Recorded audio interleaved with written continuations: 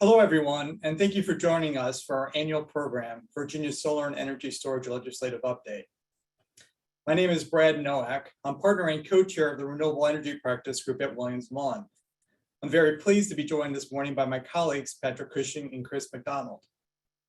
Patrick is the vice chair of our firm's government relations team, and Chris is director of government relations. Before we kick off today's program, I have a few housekeeping items to go over. At any point during today's presentation, you may submit questions by using the Q&A button at the bottom of your screen. We will answer questions at the end of the presentation, time permitting. If you're having any audio or technical problems, please use the same Q&A button and someone will help get those resolved. Finally, you'll receive a copy of today's PowerPoint by email later today. Today's program is part of our 5-part Solar and Energy Storage webinar series. We will have 4 more webinars in the coming weeks on a variety of topics. On April 14th, we'll have a webinar on environmental considerations when developing solar projects. My environmental partner, Speaker Pollard, will be presenting.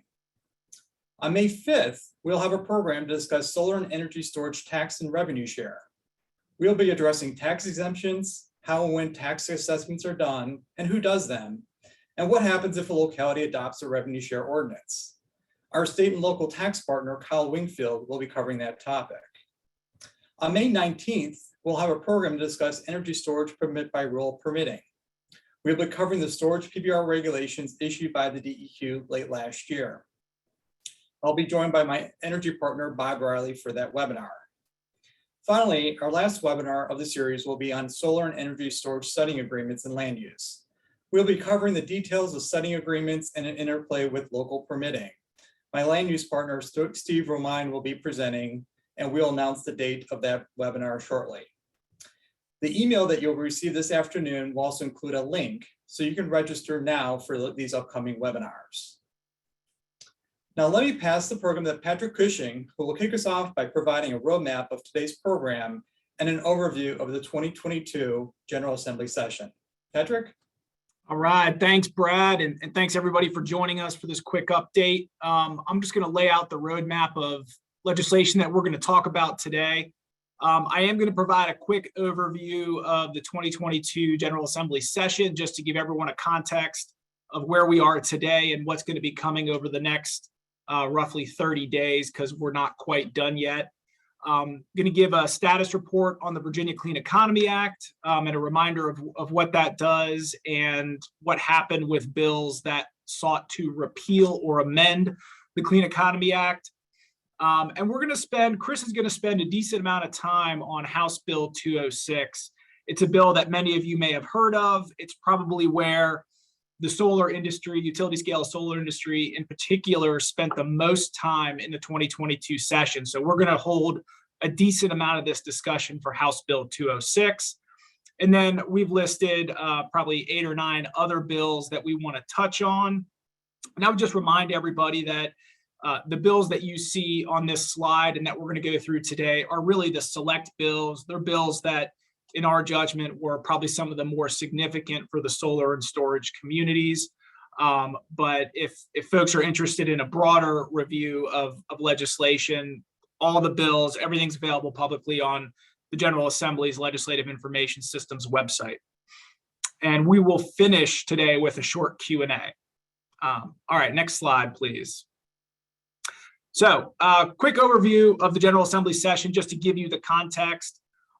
We had elections of the House and our statewide offices this past fall, and we ended up with Governor Glenn Youngkin, the first Republican to win statewide office since 2009.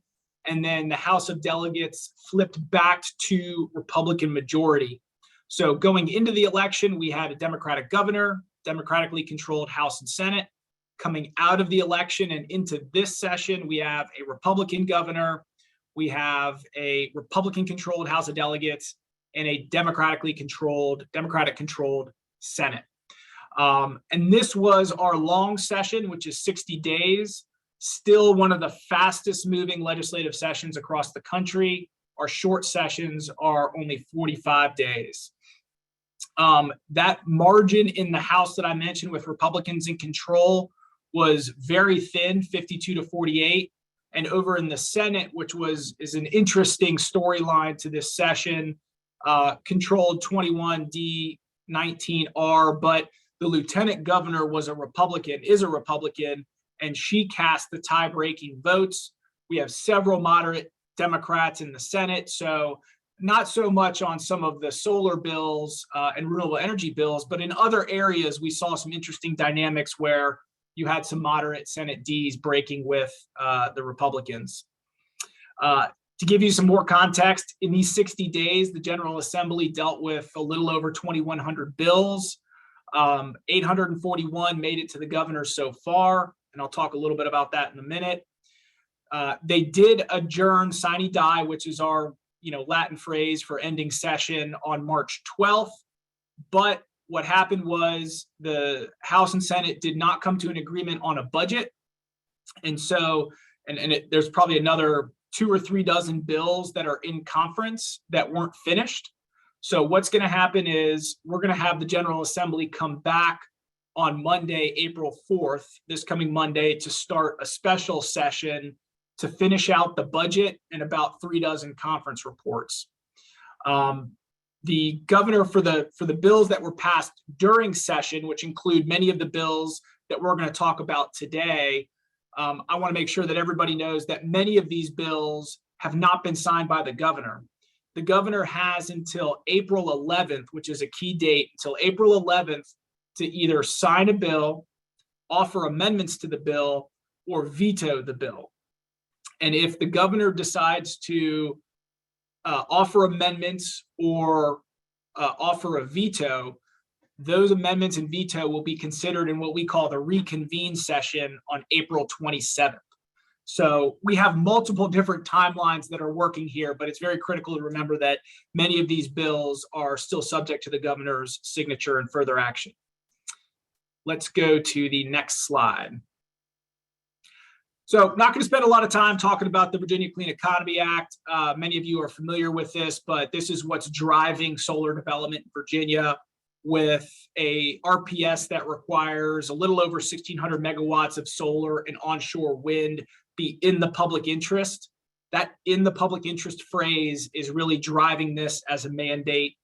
And we also have provisions on energy storage, energy efficiency, and then an additional, on top of the 16,000 megawatts, we have an additional 5,200 megawatts of offshore wind that's deemed in the public interest, which is treated essentially as a mandate for our State Corporation Commission to approve those projects. All right, let's go to the next slide. So number one priority, I think, for the renewable energy industry and energy efficiency community was to ensure that the Virginia Clean Economy Act was not repealed or revised in a way that would damage the market. And I would say that we have mission accomplished on that front. There were 3 primary bills dealing with amendments to the Virginia Clean Economy Act. These all failed and were defeated. I'll just point them out very quickly. House Bill 73 was somewhat of a surgical strike on the Virginia Clean Economy Act, removing many of the statements of the solar and onshore and offshore wind and energy efficiency being in the public interest. So it would really take the teeth out of the Virginia Clean Economy Act. That bill made it out of the Republican-controlled House and was defeated in the Senate Commerce and Labor Committee, as were the other 2 bills. House Bill 74 would have provided exemptions for energy-intensive trade-exposed industries. This was a bill brought by the Manufacturers Association in an attempt to get some reprieve from potential rate increases down the road as a result of the Virginia Clean Economy Act. And that bill was defeated. While it was focused on the manufacturing sector, the way it was drafted would have provided an exemption, or really a way out of the Virginia Clean Economy Act for a vast majority of businesses and industries in the Commonwealth. So we really saw that from the energy community as kind of a gutting of the Clean Economy Act as well. And then House Bill 118 was a wholesale repeal of the Virginia Clean Economy Act, and that, again, made it out of the House, Republican-controlled House, but defeated in the Senate Commerce and Labor Committee. Okay, let's go to the next slide. I'm going to hand it over to Chris to really handle what I think and what we all agree is the most significant bill of the session. Thanks, Patrick. Appreciate that. I got a lot of slides and a lot of bills to go through in a short time, so I'll try to move at a good clip. But this is definitely the most important one to start with. But before diving in, just a little context. As solar has boomed here in Virginia over the last several years, and it continues to grow, especially as we try to meet these targets of the Clean Economy Act, there's also been a growing tension between solar energy deployment and land use practices. We've really seen this tension arise or manifest in a number of forms. Concerns about how solar will impact local tax revenues, the impact of solar on view sheds, and the concerns about the loss of agricultural land, especially with an eye towards Virginia's requirements and especially the ag industry's requirements in meeting the targets of the Phase 3 Watershed Implementation Plan, or the WIP 3. And as these concerns have continued to grow, so too has the number of bills grown that have been introduced targeting solar for these reasons. So for a lot of the bills that I'm about to go through, not all of them, but a number of them, really this tension between land use and solar deployment is really the genesis of the legislation.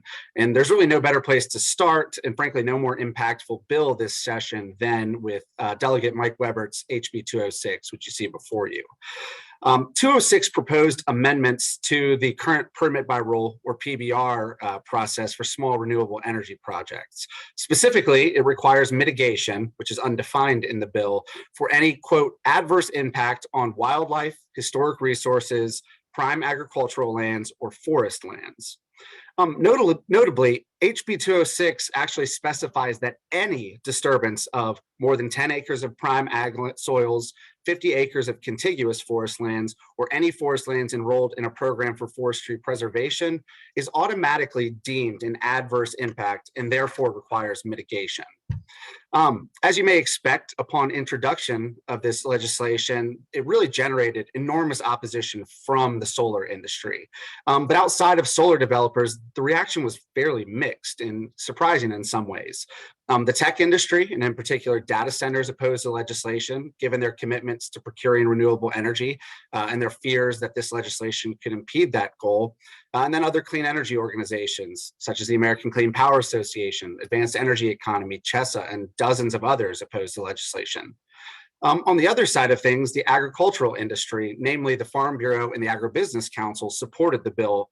But where it really got interesting was in a breakdown amongst the other environmental groups. Some, like the Piedmont Environmental Council, supported the bill, defending it for its conservation goals, while others, including the Climate Cabinet and others, were wary of the impact this bill would have for Virginia's Clean Economy Act goals.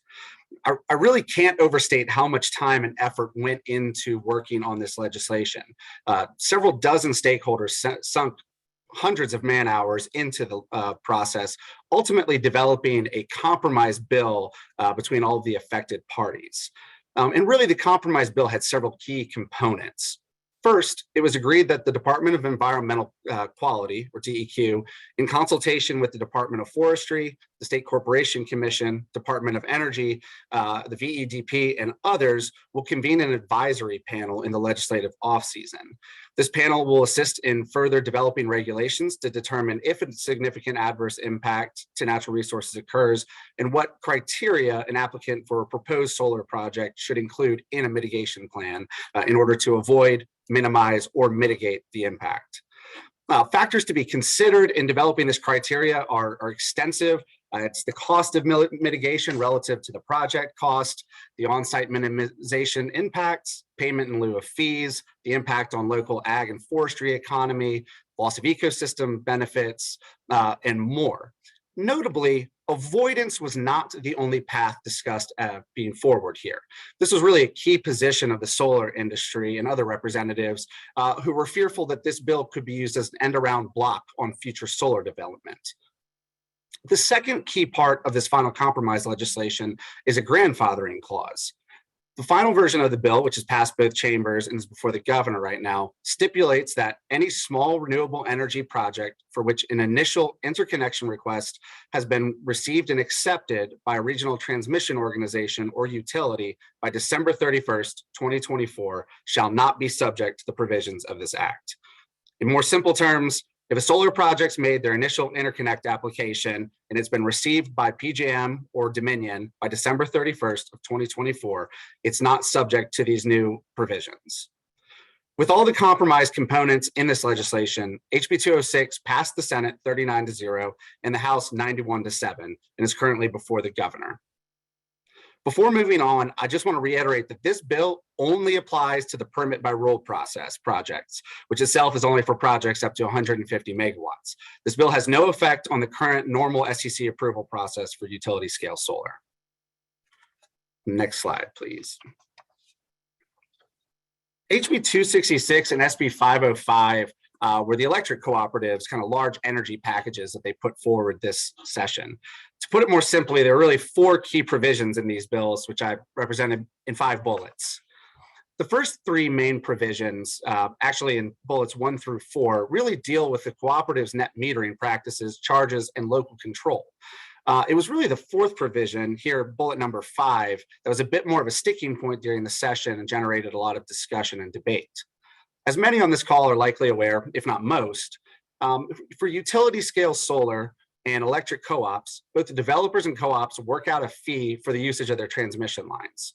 By and large, this has really never been much of an issue or generated too much friction until recently, when there was an instance between a developer and a co-op failing to come to an agreement about the usage fee. Both parties wanted the SEC to settle what their fair facilities usage fee would be, but ultimately the SEC declined. Thus, we have this 4th prong, or bullet 5, that now allows the developer or the cooperative to essentially press the SEC for redress. This bill also passed the House 99-0 and Senate 39-0 and is before the governor. Next slide, please. HB 272 and SB 501 are fairly simple bills that deal with the lingering impact of the COVID-19 pandemic, namely its longstanding effect on local land use approvals.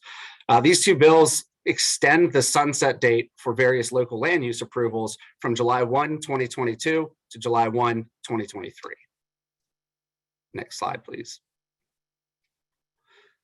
HB 396 from Delegate Rip Sullivan basically establishes that APCO's municipal net metering program will mirror Dominion's own pilot program. Furthermore, it calls for the SEC to review municipal net metering beginning in 2024 and every 2 years thereafter. And finally, it clarifies that the aggregated capacity of its generation facilities subject to the net metering pilot program shall not be considered a part of the net cap established under the Clean Economy Act. Next slide, please. This pair of bills also gets back to that concern I referenced earlier about the impact of solar on land across Virginia. But while some bills like HB 206 really zero in on land use practices itself, HB 774 and SB 499 focus on the panels and what actually happens when we're done using them. These bills, introduced really at the behest of local governments, direct the State Corporation Commission, in consultation with the Department of Energy and DEQ, to create a work group to analyze the life cycle of renewable energy facilities. More specifically, the task force it will analyze the feasibility, costs, and recycling and salvage opportunities of panels, waste strategies and liability for decommissioning, potential impacts of underground infrastructure, and the potential impacts of the life cycle on farming, forestry, and sensitive wetlands. In addition, thanks to language that was added at the behest of the renewable energy industry, the task force will also study the potential beneficial impacts of solar, wind, and battery storage. The report will be due to the chairs of House ACNR and Senate ACNR no later than May 1, 2023. Next slide, please. HB 894 was a bit of a kitchen sink bill as it went through the legislative process. It really was one of the more dynamic and constantly evolving and amended bills that we saw. Kind of seemed like on any given day or in any given hearing, there would be new language included or removed dealing with rural broadband, to local government comp plans, to the Virginia City hybrid plant. But finally, as it passed, there were really 4 key prongs. First, it directs the Department of Energy, in consultation with the Virginia Nuclear Energy Consortium Authority, to study the development of small modular nuclear reactors and their feasibility in Virginia. Second, it directs the State Corporation Commission to develop a program to encourage and expedite infrastructure investments by investor-owned utilities in certain industrial sites. And then the final two prongs of this bill relate back to that tension I keep referencing over renewable energy development, especially in rural Virginia. First, HB 894 directs the Department of Energy, when completing its updated Virginia Energy Plan, to consider economic development of rural Virginia while minimizing possible impacts on prime farmland. Secondly, it directs the Virginia Cooperative Extension to develop a map or repository of prime farmland that can in turn be used by localities for planning purposes. Next slide, please. HB 1204, as introduced, actually prohibited APCO and Dominion from procuring and retiring renewable energy certificates, or RECs, to comply with certain RPS standards. The final version of the legislation, however, couldn't have really been more different. As the bill passed, and as you see before you, the bill now requires APCO and Dominion to prioritize procurement of RECs from RPS eligible sources located in Virginia, provided that such RECs are cost competitive. Additionally, the bill requires utilities to prioritize procurement of the RECs that are cost competitive and eligible for Virginia brownfield and coal mine renewable energy grant funds. Next slide, please. The final two bills two sets of bills I'll mention are fairly self-explanatory, but worth a quick note. HB 1225 and SB 13 allows for procurement of roof replacement as a part of an energy performance based contract, or EPC, if the replacement is deemed necessary. Next page. And finally, Senator Hanger's SB 660 addressed shared solar program and community solar initiatives in Virginia. At first, it was two separate bills, later combined into just one, SB 660, and it now does two things. First, it directs the SEC to convene a stakeholder group to evaluate shared solar programs in APCO territory. And second, it directs Virginia, Maryland, and Delaware Association of Electric Cooperatives, as well as the Coalition for Community Solar Access, to jointly convene a stakeholder group to evaluate shared solar programs for the cooperatives. Both of these studies are due to the General Assembly November 30th of 2022. Now, I know I covered a lot of territory and haven't left much time, but at this point, I'll turn things back over to Brad to take us home. Thanks, Chris. I'm going to cover the last bill that we've got for today, which is HB 1087 SB 502. Changes the personal property tax exemption for smaller solar projects, 5 megawatts or less. Currently, 5 megawatt and below solar projects are eligible to receive a 100% certified pollution control and facilities exemption under 3660 of the Virginia Code. The new legislation changes the 100% exemption to provide that 5 megawatts or below projects would have the following exemptions. They'd be 80% exempt of the assessed value in the first 5 years after commercial operation, 70% in the second 5 years of service, and then 60% for all remaining years of service. It's also important to note that the legislation provides that the locality can determine the tax rate, but it cannot be higher than the locality's real estate rate. And so as a result of these changes, small-scale solar projects would be treated the same from a tax exemption and a tax rate standpoint as larger utility scale above 25 megawatt projects. Also, the legislation provides that if a locality adopts a revenue share ordinance for 5 megawatt or less projects, would no longer be exempt from the revenue share.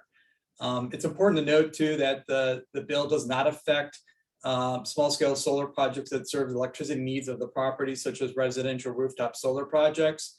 And there's also a grandfather clause that provides that the bill does not apply to projects 5 megawatts or less that were approved by locality prior to July 1, 2022. Next slide. So that concludes our presentation. We have time for a couple questions. First question we've got submitted here is, Chris, can you touch on DEQ's March 29th memo stating that effective immediately solar panels will be evaluated as impervious surface for calculating stormwater retention? Yeah, definitely. Thanks, Brad. I figured we'd probably get a question about this. So on March 29th, just this Tuesday, DEQ kind of surprisingly issued a new guidance memo that really changes stormwater policy as it pertains to solar projects. Per the memo, DEQ is changing their stormwater management policy to now consider solar panels as impervious areas. Specifically, the memo notes that solar panels are now to be considered unconnected impervious areas when performing post-development water quantity calculations, and they're also to be considered impervious areas when performing post-development water quality calculations. On top of this this big change, it is effective immediately. Per the memo, it stipulates that the new policy will go into effect immediately, i.e. the policy applies to all stormwater management plans not approved prior to the date of this memorandum, regardless of stage of design. So we've heard a lot of questions about this. We are currently doing some more analysis of it, looking more into researching the background of it as well as the impact of it. But make no mistake, if you're developing solar project in Virginia, this will affect you. So while we're still analyzing and researching it, we're working with a broad coalition on it.